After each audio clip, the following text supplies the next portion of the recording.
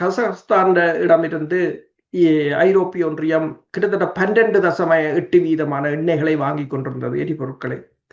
இன்று அவர்களும் சொல்லிவிட்டார்கள், நவம்பர் மாதம் வரையில் நாங்கள் ஏற்றுமதியை செய்ய மாட்டோம் என்று சொல்லி, ஏன்னா தங்களுக்கு தேவை என்று சொல்லி.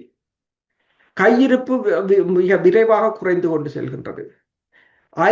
வளைகுடா நாடுகள், இந்த நான் இப்போ கணக்கு சொன்னேன் 1000 பில்லியன் வரும் என்று சொல்லி, இவ்வளவும் அந்த நாடுகள் ஏற்றுமதி செய்ய வேண்டியது, அவ்வளவும் அங்க தேங்கி போய் கிடக்கின்றன. அப்ப அந்த நாடுகள வருமானம் முற்றாக போய்விட்டது. இப்ப ஈராக்கின்ற 90% பொருளாதாரம் எண்ணெய் உற்பத்தி, அந்த காமூஸ் நீரிணைகளால் தான் வருவதுண்டு, அது இல்லை. அப்ப இப்ப யுஏஇ வால் ஸ்ட்ரீட் ஜேர்னலோட போட்டிருக்கிற யுஏஇ அமெரிக்காவோட கேட்கிறது, தங்களுக்கு தாங்கள் சவாய் பண்ணுவதற்கு கொஞ்சம் டொலரை தாருங்கள் என்று. 2022 இலங்கை கேட்டது டொலரை தாருங்கள் என்று.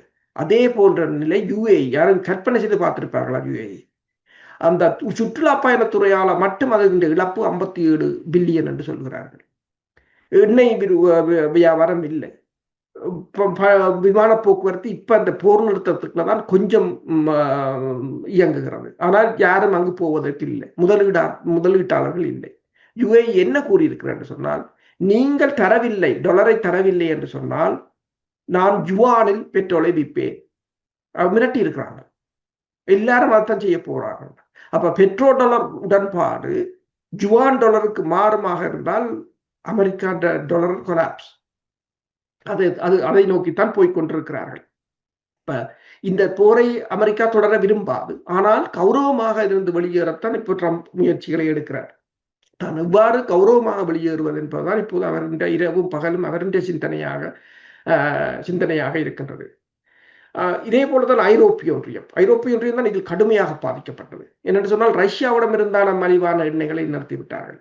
இப்போது அவர்களுடைய லைஃப் லைனாக இருந்தது இந்த வளைகுடா நாடு, அதுவும் நிறுத்தப்பட்டு விட்டது.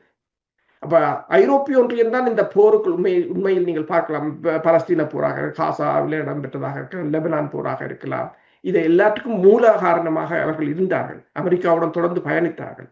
இன்று அவர்கள் விலகி நின்றாலும் ஆனால் அவர்களுக்குமான ஒரு தண்டனையாகத்தான் ஈரான் இதை பார்க்கின்றது. இப்ப பலர் கேட்கிறார்கள், இதுல இப்படி மூடி வைத்திருந்தால் ஈரானுக்கு பாதிப்பு இல்லையோ? அவங்களோட நாடு மிக பெருசு. பிரித்தானியா, பிரான்ஸ், ஜெர்மன் மூண்டையும் சேர்த்தால் அந்த அளவு நாடு. மலைகள் இருக்கின்றது,